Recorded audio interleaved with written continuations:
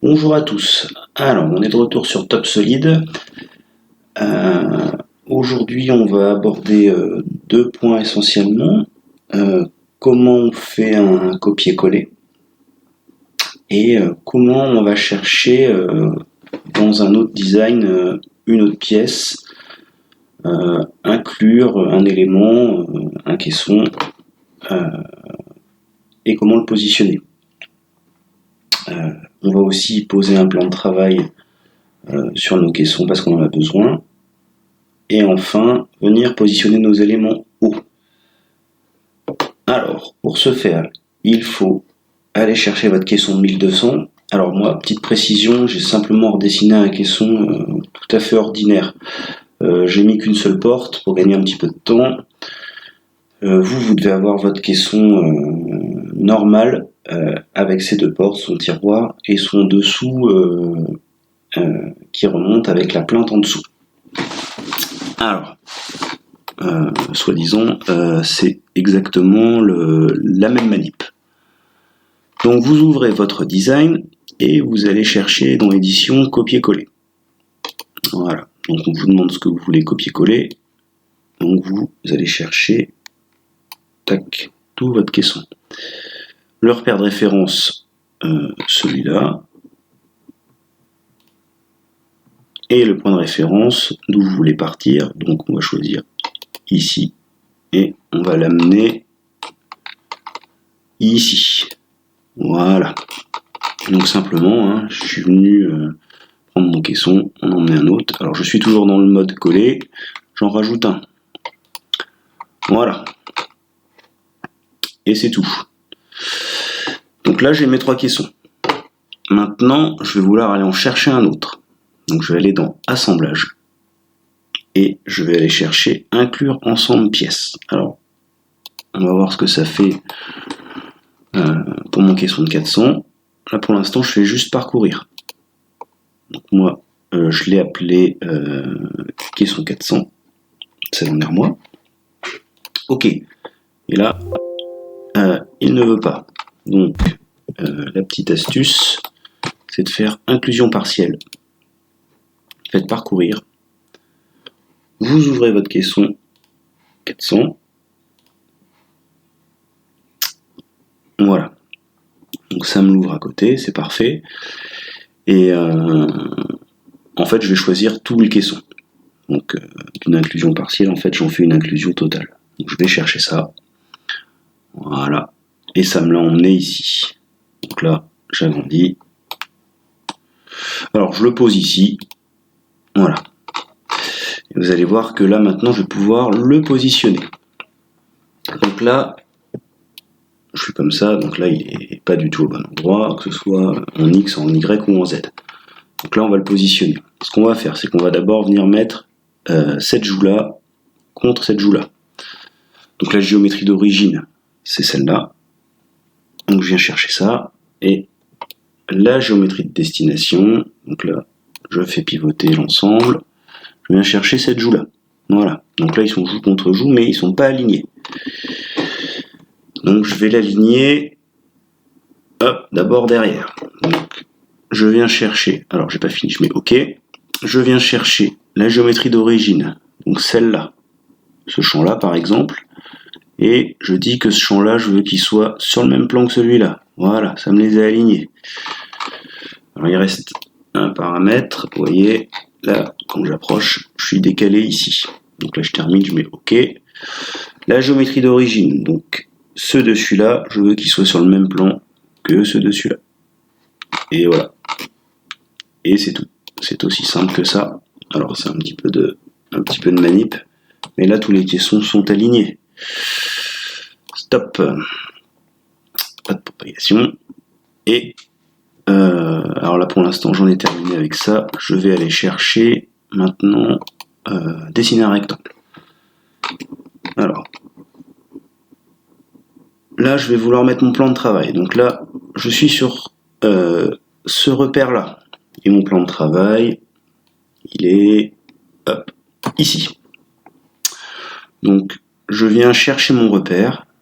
Donc je fais repère courant.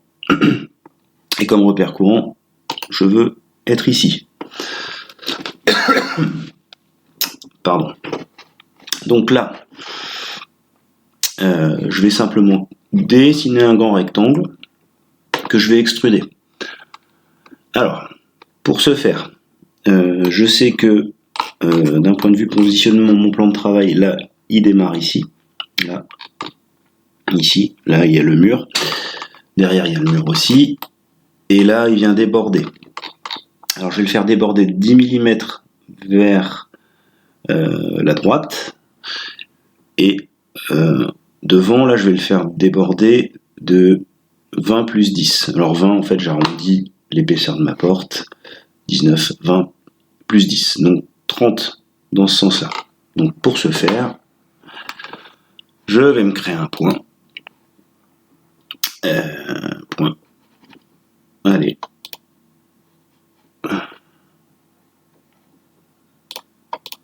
Un point.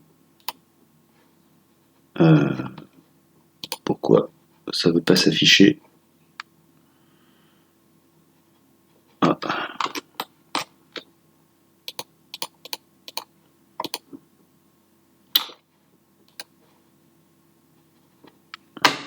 Allez.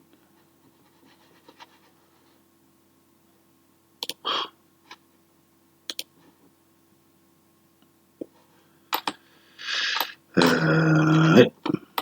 Bon. J'ai un petit bug. Ce que je vais faire, c'est que je vais enregistrer. Ah, voilà. Donc là, je fais point cartésien. Alors j'ai dit, ça c'est le point d'origine. Donc là, il faut que je fasse attention. Mon X, il est vers le bas et mon Y, il est vers la droite. Donc en X, par là, je descends de 30. Et mon Y, je le fais aller vers la droite de 10. En Z, je ne fais rien. Voilà. Les cotes, j'en ai pas besoin. Et là, tout simplement, je vais venir dessiner un rectangle. Donc là, on voit bien, vu de dessus, qu'il me manque une porte à droite. Et là, le caisson, bien sûr, celui-là n'a pas de porte, mais simplement des étagères.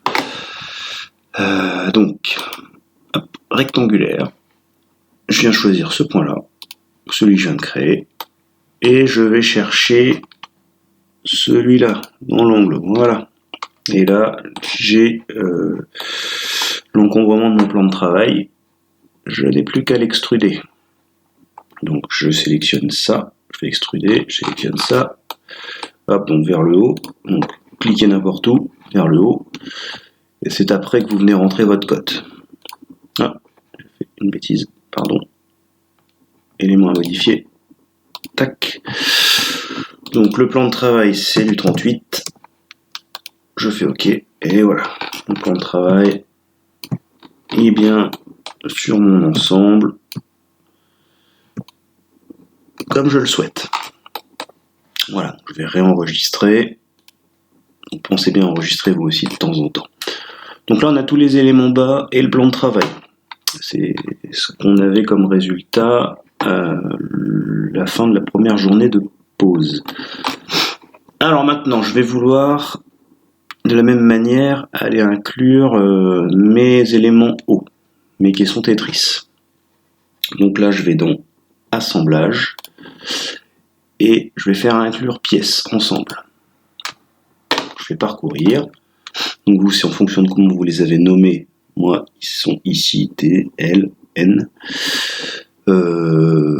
Alors c'est un exemple. Hein. Vous, volontairement, je vais faire différemment. Ce sera à vous de faire comme nous on l'a construit. Donc je viens chercher le T par exemple. Voilà. Alors on me demande où est-ce que je veux qu'il arrive. Donc là pour l'instant je vais le mettre ici. Voilà. Donc là, juste, vous voyez, il n'est pas du tout au bon endroit. Il est complètement loin dans l'espace. Alors c'est là que maintenant, grâce à cette fonction géométrie d'origine, je vais pouvoir le ramener. Donc la géométrie d'origine, je vais partir du dessous de mon caisson. Donc là, je viens bien sélectionner le dessous. Voilà. Et je vais le ramener hop, sur le dessus de mon plan de travail. C'est-à-dire ici.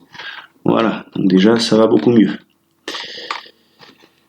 et je vais l'aligner au bord du plan de travail et le derrière contre le derrière du plan de travail. Alors, déjà je fais OK. Là, ensuite, ma géométrie d'origine. Donc je veux que le côté de mon caisson soit aligné avec le champ de mon plan de travail. Voilà. Et là, il me reste plus, vous voyez, hop, j'ai un petit décalage, on voit le petit décalage là, qu'à l'aligner derrière. Alors, je tourne, je fais pivoter l'ensemble. Voilà. Donc là, ça va être bon. Donc je fais OK. Géométrie d'origine. Le champ, ce champ-là, là, par exemple. Voilà. Et la destination, le champ arrière de mon plan de travail. Et voilà. Et là, il est bien aligné. Donc là, je fais OK. Top. Pas de propagation. Alors, là, celui-là, c'est bon. J'en ai besoin que d'un seul. Je vais faire autre composant. Alors, deuxième exemple. On va aller chercher, par exemple, le L. Et on va le faire pivoter. Alors, je fais parcourir. Donc là, mon L. Voilà. Donc lui, je le mets là. Je le mets là. Et je vais décider de le faire tourner. Donc ça vraiment, vous pouvez faire comme vous voulez. Donc je vais dire que la géométrie d'origine c'est ça, et que la géométrie de destination c'est ça. Voilà, donc là il est noyé dans le plan de travail et dans le caisson, c'est pas ce qu'on veut. Donc là je vais faire OK. Je vais dire que la géométrie d'origine c'est ça, et que la géométrie de destination c'est ça. Voilà, donc là déjà ça me convient mieux.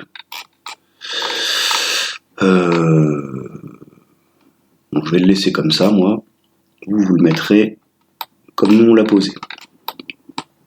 Alors, je termine.